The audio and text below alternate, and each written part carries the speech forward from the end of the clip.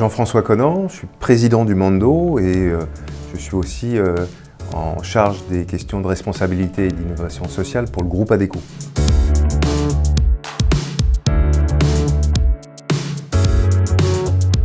L'histoire que je souhaiterais vous raconter aujourd'hui, c'est l'histoire d'une petite entreprise créée au début des années 90 qui a en fait modifié assez profondément un grand groupe de services en ressources humaines. On est à Saint-Denis, on est au moment de la construction du Stade de France et un directeur du travail qui sait qu'Adecco fait des choses à gauche et à droite sur les questions d'insertion, de handicap, nous sollicite en nous disant il se crée un nouvel outil qui est l'intérim d'insertion, donc utiliser l'intérim à des fins d'insertion professionnelle, de lutte contre les exclusions, qui nous dit est-ce que vous ne voudriez pas monter une entreprise à Saint-Denis parce que le Stade de France arrive et donc il faut accompagner cette construction et il faudrait que les jeunes adultes du quartier en profitent.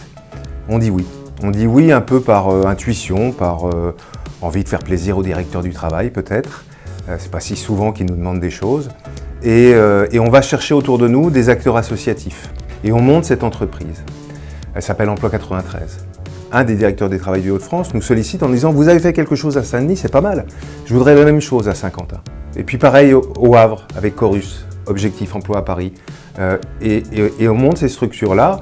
On fait des associations de ce type-là ailleurs, mais celle-ci, on a une particularité, c'est qu'Adecco est majoritaire au capital. Et donc du coup, ces entreprises grandissent. 7-8 ans, on décide, avec les directeurs de l'époque, de ces structures, en partenariat, en accord avec Adecco bien sûr, de les fusionner. Ça crée Umando. Pour moi, Umando, à l'époque d'ailleurs ça s'appelait Adecco Insertion, c'était une entité qui donnait à la fois beaucoup de sens à ce que nos collaborateurs faisaient quotidiennement, quelle que soit leur activité, mais qu'ils faisaient dans un cadre qui était protégé. Parce que c'était des gens dont le métier était de pouvoir accompagner socialement des personnes en difficulté, dans une entité dont le fondateur de notre groupe avait dit qu'elle devait garder l'ensemble des résultats qu'elle pouvait générer et réinvestir ces résultats pour faire en sorte que cette économie sociale et solidaire, à l'époque on ne l'appelait pas comme ça, c'était une entreprise d'insertion, puisse permettre de grandir et d'accompagner encore plus de gens vers l'accompagnement social.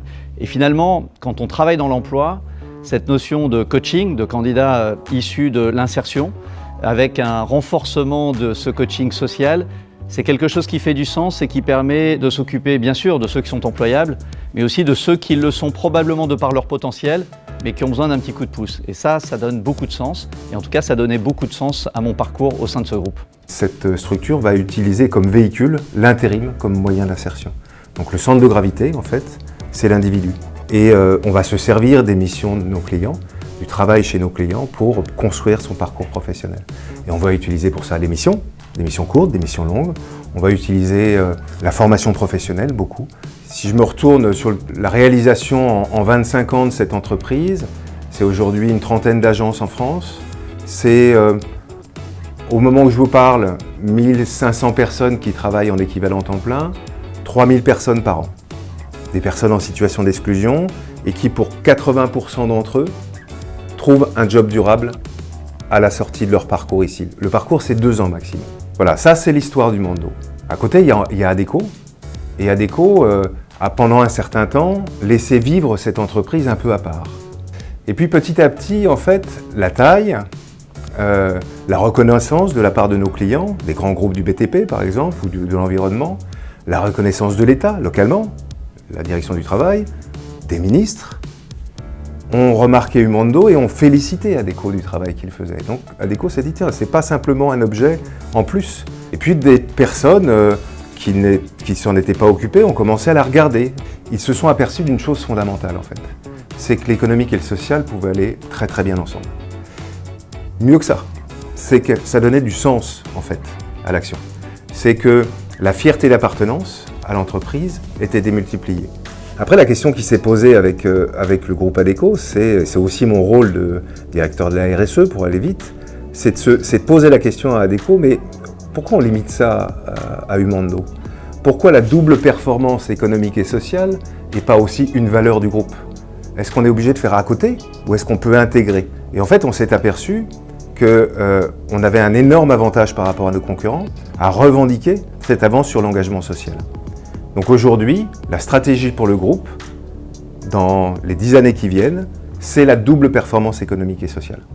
C'est d'avoir un tiers de nos contrats qui seront en CDI intérimaire, contrat à durée indéterminée pour les intérimaires, en parcours d'alternance diplômant ou certifiant, en parcours d'inclusion tel que je vous les ai décrits, ou pour des personnes en situation de handicap par exemple, ou des jeunes de quartier en parcours long.